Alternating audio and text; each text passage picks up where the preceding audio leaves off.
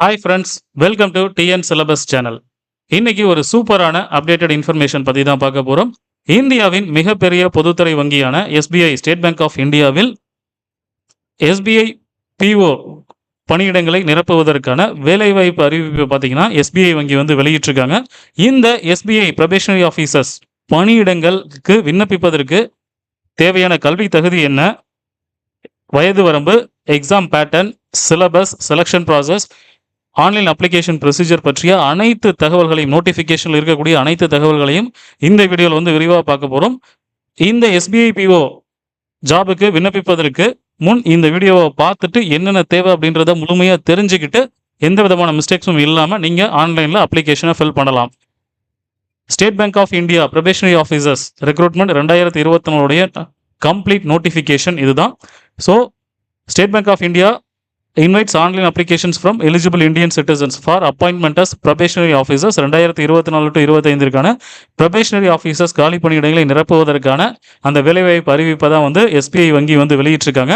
So இதில் vacancies அப்படின்னு பார்த்தீங்க அப்படின்னா மொத்தம் 600 வேகன்சிஸை வந்து ஃபில் பண்ணுறதுக்காக இந்த நோட்டிஃபிகேஷனை வந்து வெளியிட்டிருக்காங்க.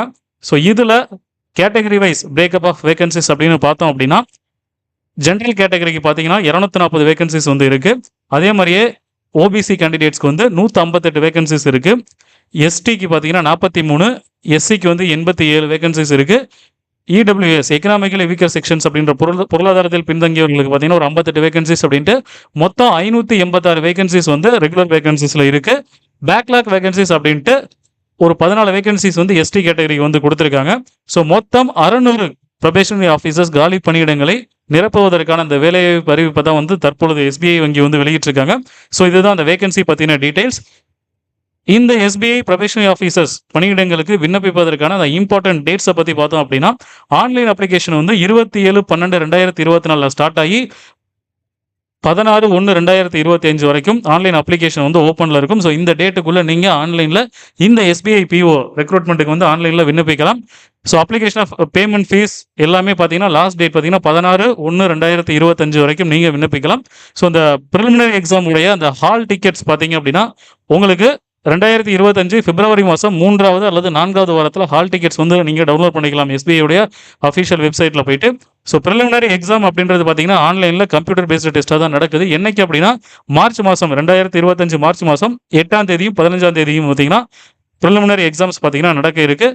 அந்த ப்ரிலிமினரி எக்ஸாம்ஸோடைய ரிசல்ட்டை பார்த்தீங்கன்னா ஏப்ரல் 2025 வெளியிடுவோம் அப்படின்னு சொல்லியிருக்காங்க.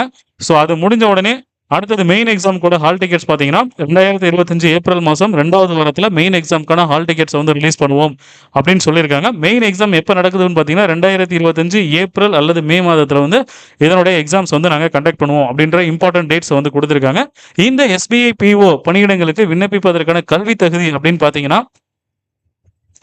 கல்வி தகுதி ஏஜ் லிமிட் அப்படின்ற பற்றின டீட்டெயில்ஸை பற்றி பார்த்தோம் அப்படின்னா வயது ஏஜ் லிமிட் அப்படின்றது 21 வயசுல இருந்து 30 வயசு வரைக்கும் இருக்கக்கூடியவர்கள் பார்த்தீங்கன்னா இந்த வேலைவாய்ப்பிற்கு வந்து விண்ணப்பிக்கலாம்.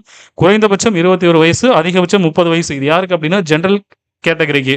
என்ன டேட்டில் பார்த்தீங்கன்னா 1/4/2024 அன்றைய நிலவரப்படி அதிகபட்சம் 30 வயது வரை இருப்பவர்கள் பார்த்தீங்கன்னா ஜென்ரல் கேட்டகரியில் பார்த்தீங்கன்னா இந்த எஸ்பிஐ பிஓ பணியிடங்களுக்கு விண்ணப்பிக்கலாம். அதுவே ரிசர்வேஷன்ஸ் படி ஓபிசி கேண்டிடேட்ஸாக இருந்தீங்கன்னா நீங்கள் 33 வயசு வரைக்கும் நீங்கள் இந்த போஸ்ட்டுக்கு வந்து விண்ணப்பிக்கலாம். 30 வயசு மேக்ஸிமம் ஏஜ் லிமிட், உங்களுக்கு 3 வருஷம் ரிலாக்ஸேஷன். ஸோ 33 வயசு வரைக்கும் நீங்கள் விண்ணப்பித்துக்கலாம். அதே மாதிரி எஸ்சி எஸ்டி கேட்டகரியாக இருந்தீங்கன்னா நீங்கள் 35 வயசு வரைக்கும் இந்த எஸ்பிஐ பிஓ பணியிடங்களுக்கு விண்ணப்பிக்கலாம். அதே மாதிரியே பிடபிள்யூடி மாற்றுத்திறனாளிகளாக இருந்தீங்க அப்படின்னா ஸோ உங்களுக்கு ரிலாக்ஸேஷன் 10 வருஷம் அதிகபட்சம் 15 வருஷம் வந்து என்ன பண்ணியிருக்காங்கன்னா உங்களுக்கு ரிலாக்ஸேஷன்ஸ் கொடுத்துருக்காங்க. 45 வயசு வரைக்கும் இந்த பணியிடங்களுக்கு நீங்கள் விண்ணப்பிக்கலாம்.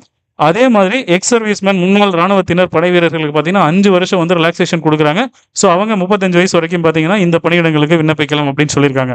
ஸோ இதற்கான இந்த எஸ்பிஐ பிஓ பணியிடங்களுக்கான எஜுகேஷனல் குவாலிஃபிகேஷன் கல்வி தகுதி அப்படின்னு பார்த்தீங்கன்னா 30/4/2025 நிலவரப்படி பார்த்தீங்கன்னா நீங்கள் ஏதாவது ஒரு டிகிரி கம்ப்ளீட் பண்ணியிருந்தாலே போதும் இந்த எஸ்பிஐ பிஓக்கு நீங்கள் விண்ணப்பிக்கலாம். So graduation in any discipline ஏதாவது ஒரு டிகிரி நீங்கள் கம்ப்ளீட் பண்ணியிருந்தீங்கன்னா விண்ணப்பிக்கலாம். அதே மாதிரியே இப்போ தான் last year final year college வந்து ஃபைனல் இயர் படிச்சுட்டு இருக்கேன், இல்லை லாஸ்ட் செமஸ்டர் படிச்சுட்டு இருக்கேன் அப்படின்னா நீங்களும் இந்த எஸ்பிஐ பிஓக்கு எலிஜிபிள் டு அப்ளை, நீங்களும் விண்ணப்பிக்கலாம். ஆனால் 30/4/2025 உங்களுடைய ஃபைனல் செமஸ்டர் எக்ஸாமினேஷன்ஸ் வந்து நீங்கள் கம்ப்ளீட் பண்ணியிருக்கணும் அப்படின்ற ஒரு தகவலையும் பார்த்தீங்க அப்படின்னா இதில் கொடுத்துருக்காங்க. ஸோ அடுத்ததாக பார்த்தோம் அப்படின்னா இதனுடைய செலெக்ஷன் ப்ராசஸ், அதாவது எக்ஸாம் பேட்டர்ன் என்ன அப்படின்னா, ஸோ சில செலெக்ஷன் ப்ராசஸ் பார்த்தீங்கன்னா ப்ரிலிமினரி எக்ஸாம், மெயின் எக்ஸாம் அப்படின்ட்டு 2 ரிட்டன் எக்ஸாம்ஸ் இருக்குது. அதாவது கம்ப்யூட்டர் பேஸ்டு டெஸ்ட்டில் எக்ஸாம்ஸ் வந்து உங்களுக்கு நடக்க இருக்கு. ஸோ இதில் ஃபர்ஸ்ட் அந்த ப்ரிலிமினரி ஃபேஸ் அப்படின்றது பார்த்தீங்கன்னா ப்ரிலிமினரி எக்ஸாமில் மொத்தம் 100 மார்க்குக்கு கொஷின்ஸ் வந்து கேட்பாங்க. எல்லாமே objective type multiple choice questions தான். ஸோ இதில் 3 செக்ஷன்ஸாக பிரிச்சிருப்பாங்க. ஃபர்ஸ்ட் வந்து பார்த்தீங்கன்னா English language, quantitative aptitude, reasoning ability அப்படின்ட்டு 3 செக்ஷன்ஸாக பிரிச்சிருக்காங்க. இதில் இங்கிலீஷ் லாங்குவேஜில் 40 கொஷின்ஸ் வந்து உங்களுக்கு கேட்பாங்க. குவான்டிடேட்டிவ் ஆப்டிடியூட்லேருந்து 30 கொஷின்ஸ், ரீசனிங் எபிலிட்டிலேருந்து 30 கொஷின்ஸ், மொத்தம் 100 கொஷின்ஸ் வந்து உங்களுக்கு கேட்பாங்க 100 மார்க்ஸுக்கு. ஸோ இதில் என்ன பண்ணுவாங்கன்னா டோட்டலாக இந்த ப்ரிலிமினரி எக்ஸாமுக்கு டைம் டியூரேஷன், எக்ஸாம் டியூரேஷன் பார்த்தீங்கன்னா 1 மணி நேரம் தான் உங்களுக்கு டைம். இதில் ஒவ்வொரு செக்ஷனுக்கும் 20 நிமிஷம், 20 நிமிஷம் வரைக்கும் தான் நீங்கள் இங்கிலீஷ் லாங்குவேஜ் அட்டன் பண்ண முடியும்.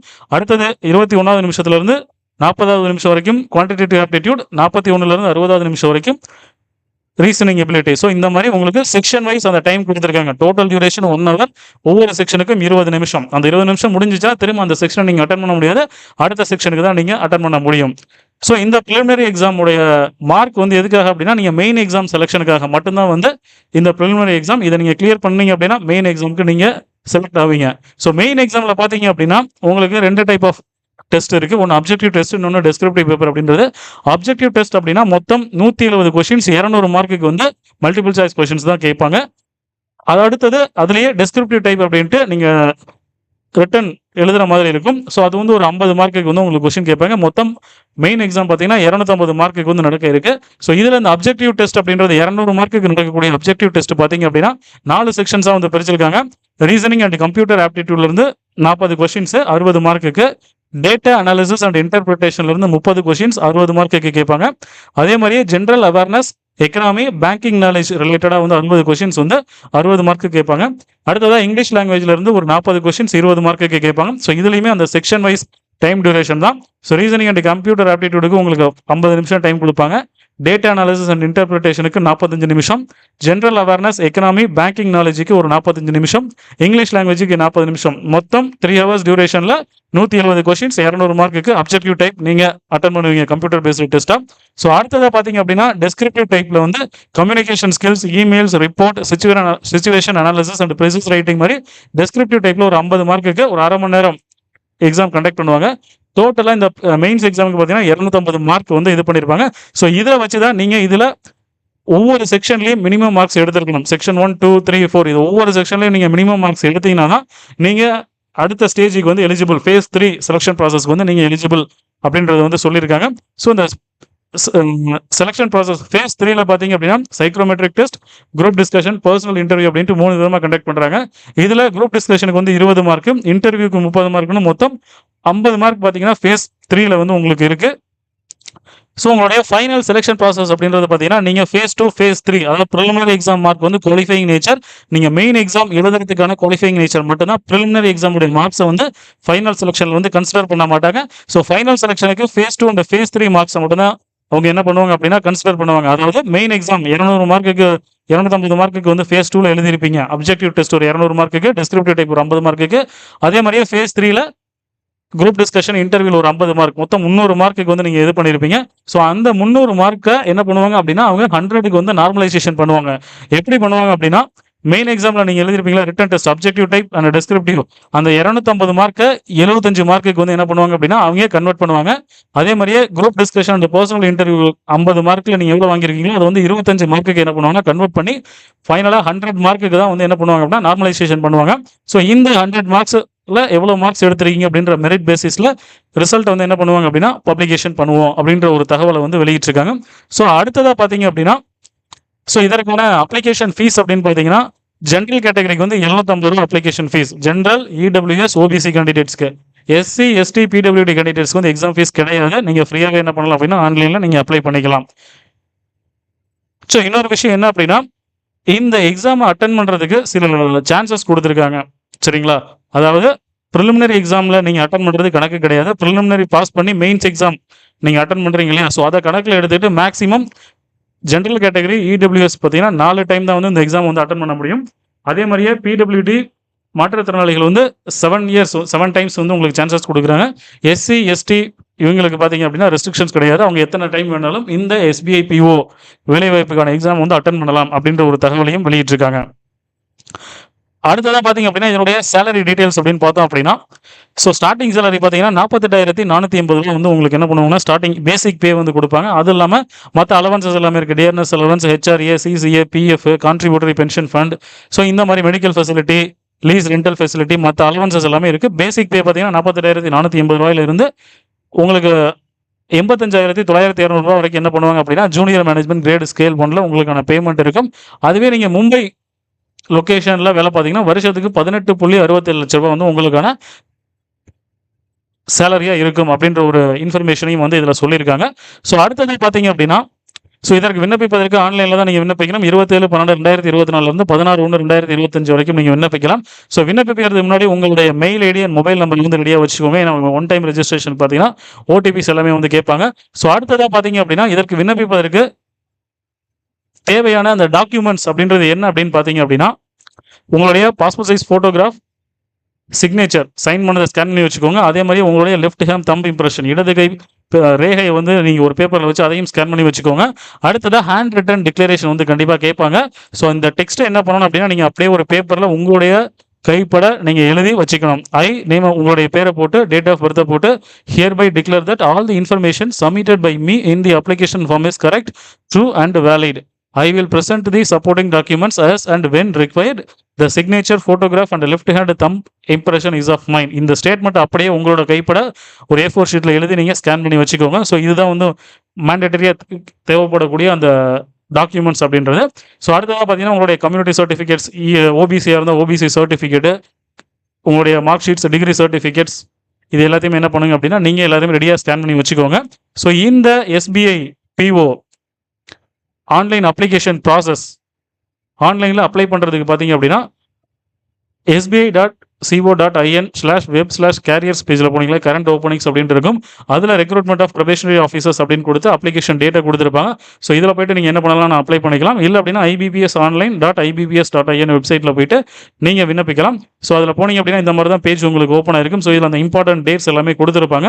இப்போ தான் ஃபர்ஸ்ட் டைம் பேங்கிங் ஜாபுக்கு வந்து அப்ளை பண்ணுறீங்க, SBI கிடையாது, பொதுவாக பேங்கிங் ஜாபுக்கு இப்போ தான் ஃபர்ஸ்ட் டைம் அப்ளை பண்ணுறீங்க அப்படின்னா, click here for new registration அப்படின்றத கொடுத்து உங்களுடைய பேசிக் டீடைல்ஸ், உங்களுடைய name, mobile number, mail ID, photo, signature, educational qualification details எல்லாத்தையுமே என்ன பண்ணுங்கன்னா அப்லோட் பண்ணி வச்சுக்கோங்க.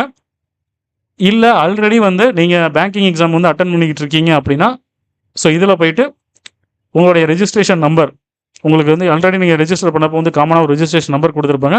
ரெஜிஸ்ட்ரேஷன் நம்பர், பாஸ்வேர்டை போட்டு கேப்சாவை கொடுத்து சப்மிட் பண்ணி நீங்கள் இந்த SBI PO ரெக்ரூட்மெண்ட்டுக்கு வந்து நீங்கள் என்ன பண்ணலாம் அப்படின்னா விண்ணப்பிக்கலாம். ஸோ இந்த SBI PO ரெக்ரூட்மெண்ட்டுக்கு ஆன்லைனில் எப்படி விண்ணப்பிக்கிறது அப்படின்ற ஸ்டெப் பை ஸ்டெப் ப்ராசஸை பற்றி நம்ம அடுத்த வீடியோவில் வந்து டீட்டெயிலாகவே பார்க்கலாம். ஸோ இந்த வீடியோ உங்களுக்கு பயனுள்ளதாக இருந்துச்சு அப்படின்னா மறக்காமல் இந்த ஜாப் இன்ஃபர்மேஷன் வந்து எல்லாருக்குமே ஷேர் பண்ணுங்கள். ஏன்னா SBI அப்படின்றது வந்து ஒரு மிகப்பெரிய பொதுத்துறை வங்கி இந்தியாவில் பார்த்தீங்கன்னா. ஸோ இந்த வேலைவாய்ப்பு அறிவிப்பு பார்த்தீங்கன்னா நிறைய பேருக்கு வந்து ஷேர் பண்ணுங்கள். அதோட இப்போ தான் நம்ம சேனலை ஃபஸ்ட் டைம் பார்க்குறீங்க அப்படின்னா, TN சிலபஸ் சேனலை சப்ஸ்கிரைப் பண்ணிவிட்டு பெல் சிம்பலை கிளிக் பண்ணி நோட்டிஃபிகேஷனில் ஆல் கொடுத்துட்டிங்கன்னா இது போன்ற அப்டேட்ஸை வந்து மிஸ் பண்ணாமல் நீங்களும் தெரிந்து கொள்ளலாம். ஸோ அடுத்த வீடியோவில் என்னுடைய complete online application process SBI probationary officer 2024-25 complete step by step online application ப்ராசஸை பற்றி நம்ம பார்க்கலாம். தேங்க்ஸ் ஃபார் வாட்சிங். தேங்க்யூ.